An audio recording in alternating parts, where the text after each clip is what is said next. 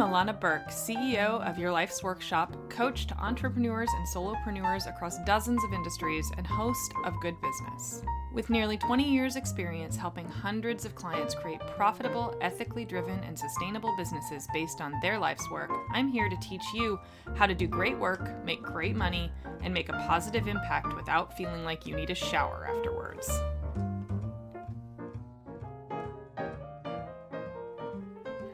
Hi everyone, today's episode is the first in a three-part series on content production.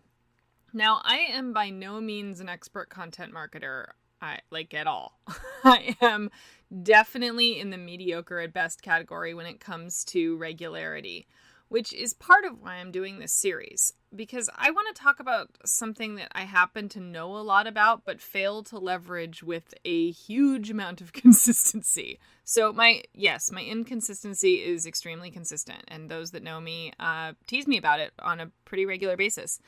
I've been told I should write more. I've been told I should produce more for most of my career, and it's something that I think about a lot, I pay attention to a lot, I contemplate a lot, but it happens to be something that I am not very good at. So the actual content itself, I mean, you're here, you know I'm good at that part, right? Like, I have a lot to say, I have a lot to offer, but doing it with regularity has always been really, really challenging for me for one singular reason, and that's that anytime somebody tells me something is an absolute necessity that I positively have to do, I immediately run in the other direction. And early in my career, I think I got the impression that I had to produce content with like an intense amount of regularity. I was the person that when I first started in the blogging world, it was like, if somebody said one post a week is good, that all I heard in my head was, oh, well, if I do one every single fucking day, then that will be better.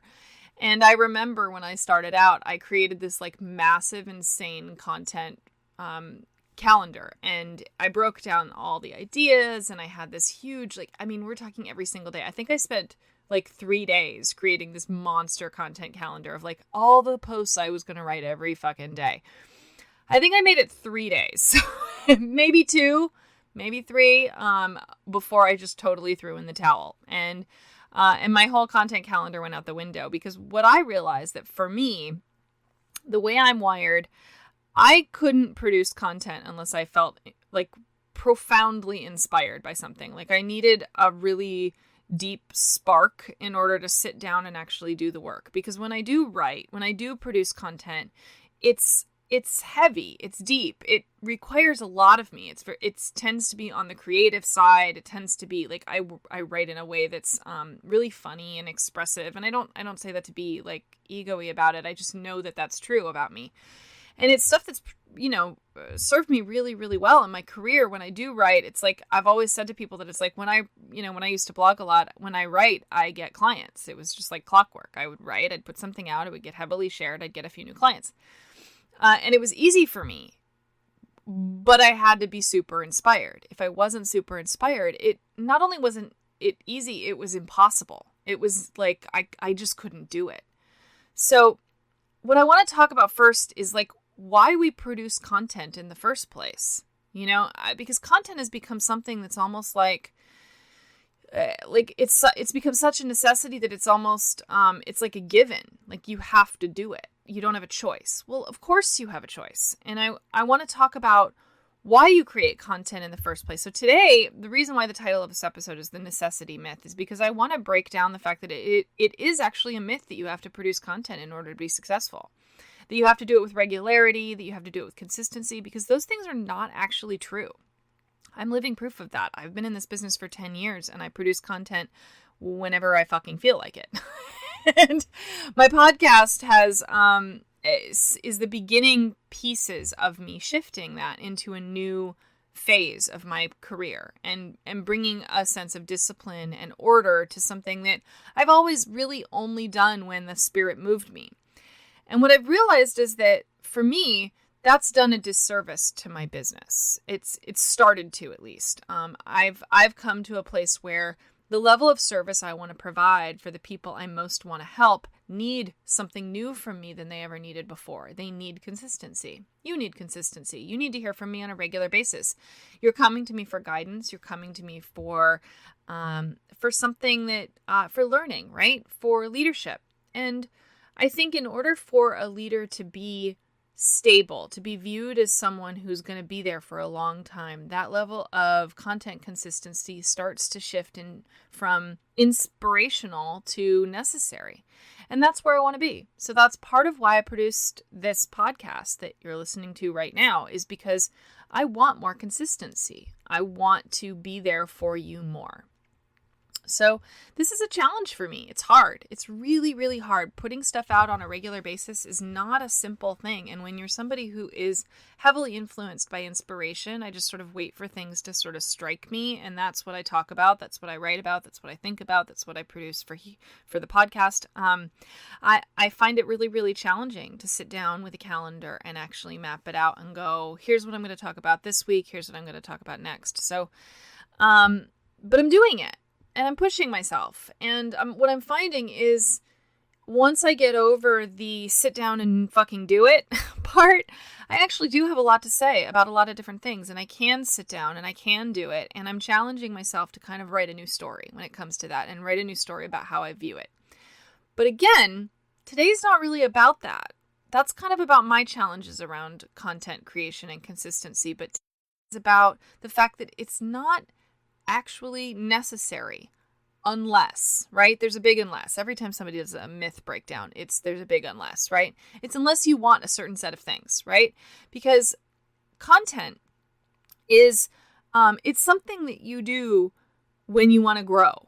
Content production is what you do when you have a message that you want to get out. It's what you do when you want to make more money. It's what you do when you want to build an empire. It's what you do when you want to offer something new. It is what you do when you want to prove yourself, when you want to prove your credibility, where maybe your pedigree doesn't do that for you. Sometimes your words are all you've got, and producing content and putting it out there is pretty much the only way to really do that. Now, of course, we're going to get into outlets and how you choose the pathways in deeper episodes. I'm not doing that today. Today, we're just talking about when it's a necessity and when it isn't. So to do that, let's talk about when it's not. If you have great business relationships in your field that you can leverage to find clients, to find growth, to find business, then you might not need to produce content. If you have an incredible referral pipeline, then you might not need to produce content. That's been where I've been for the last 10 years. I have an incredible referral pipeline. The people that come to me and hire me stay, and they refer people to me with an incredible amount of regularity. That I feel very blessed by. But that can only take you so far. Now, I want to point out that can be far enough. You can create a thriving freelance practice, or a thriving coaching practice, or a thriving design business, if you're a service provider, with just referrals, and not produce any content, and not really put yourself out there as standing for something specific. You don't have to do that. If you do really good work, it might be a slower road, but you can have a great business sustainably for a long time without blogging and podcasting and YouTubing and social mediaing and all the inging, right? That's totally possible, because the thing about content, and this is where, like, I want to show you what my motivation is behind talking about this beyond my own patterns. I want to talk about my opinion on this, that the world is really full of people producing a lot of garbage, right? We pump it out. Our consumption for content is voracious in our culture now. Content production is like, it's everything. Everybody is just trying to produce more and more and more and more, and the quality is going down and down and down and down and down. I still have a habit. We all have these funny habits that we develop around, like, the early days of the internet. I used to have a Yahoo email address a million years ago, and it's probably still active, because does anybody fucking know how to shut down an email address? I don't know. I have a Yahoo address, and I over the years, I consistently would go to the homepage of Yahoo to log into my email, right? So I still have this weird habit that, like, when I'm zoning out on the internet, I go to the homepage of Yahoo, which is, it's like garbage town. It's like the garbage dump of news stuff, right? It's gotten progressively less interesting over the years, not more. And now, I was just saying to my husband the other day, I've noticed that they have like a daily Amazon ad written as a like advertorial, but they don't tell you it's an ad. It's just like they report, quote unquote, like I'm doing air quotes right now. You can't see me, but I'm totally air quoting right now. They do this thing where they do check out the dress that 20,000 Amazon reviewers say is the most flattering dress they've ever bought. And it's actually like an article about Amazon reviews. Like, how fucking ridiculous is that? That's how desperate Yahoo is for money, for one thing, but also how desperate we are for content, that a lot of people see that and don't realize that it's just an advertisement meant to garner affiliate dollars, that they don't see the content engine behind it, the actual content marketing piece of it. They're reading it as I want a pretty dress that's flattering, right? And I'm seeing these like every day. I see content based on other content, based on other content, based on other content. That it's like there's nothing newsworthy in it. There's nothing interesting in it. There's nothing even anywhere near relevant to our day-to-day culture. But I sort of keep going. It's almost like Yahoo's become like a train wreck. Like I go just to like poke at it and go, my God, how fucking terrible can this get? It's clickbait, it's non-news, it's fake, it's ridiculous, but it is the absolute display of our voracious need for more stuff to fill our time, more uninteresting garbage, right?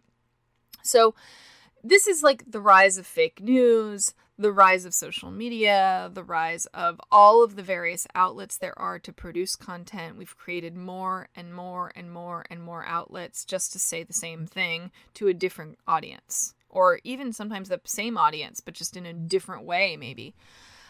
So our appetites for content have changed so much just in the last few years that us as business owners, as solopreneurs, as content producers are feeling more and more and more pressure to level up, right? To produce more and more and more, which is resulting in far more diluted, far less interesting ideas, far more, just kind of watered down garbage, right? We're all doing it. Everybody I see is doing it.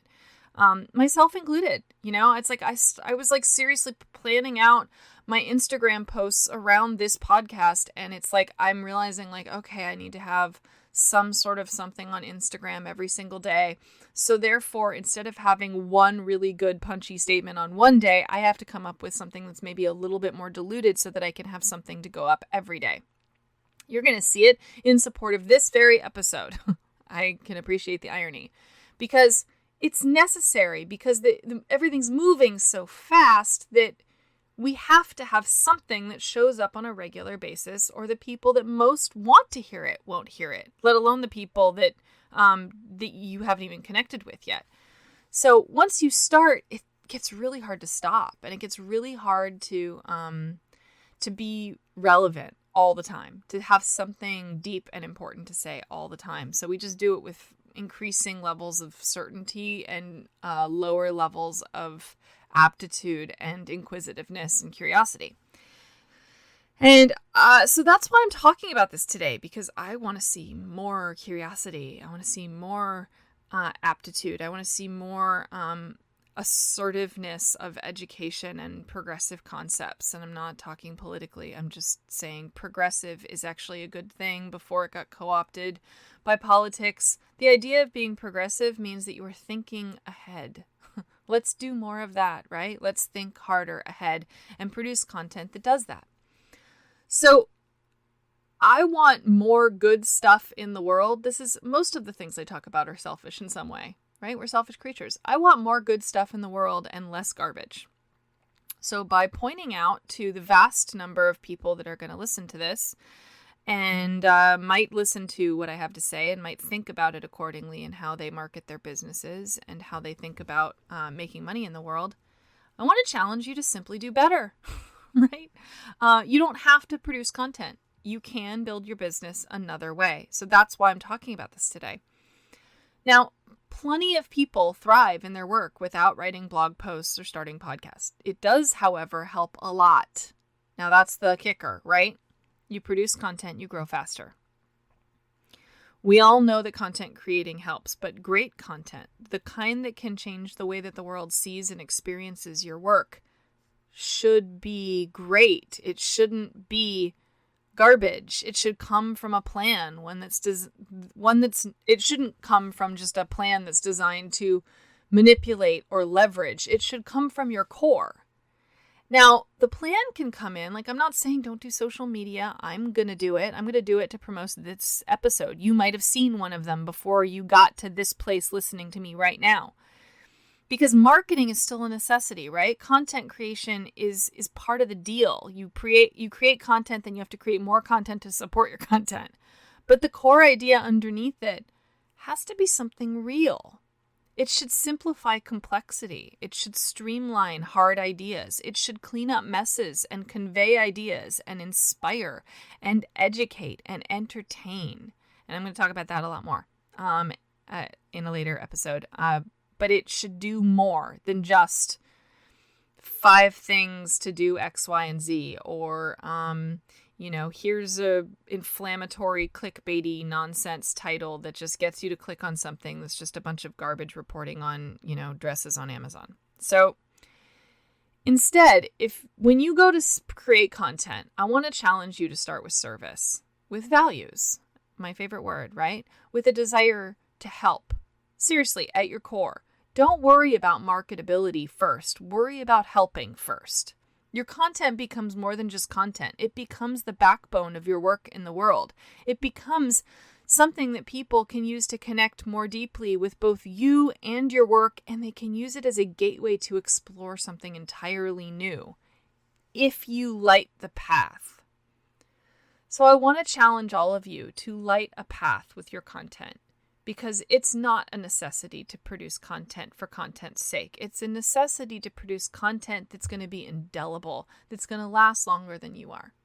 So I want to challenge all of you to do that. And I hope that I've illuminated that path for you. Because that's my goal for you today, is to show you that there might be another way to do this thing that we all take for granted as being an absolute necessity, non-negotiable.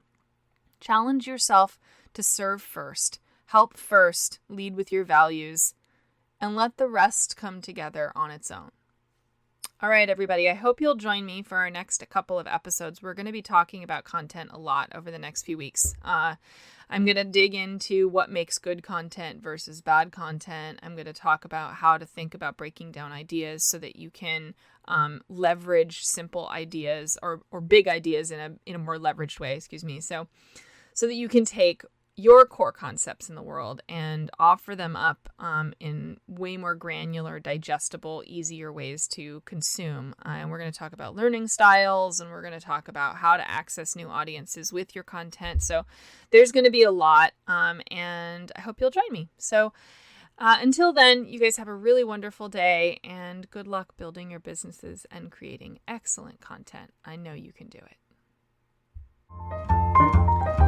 Thanks so much for hanging out with me today. For more information, visit thegoodbusiness.co or yourlifesworkshop.com.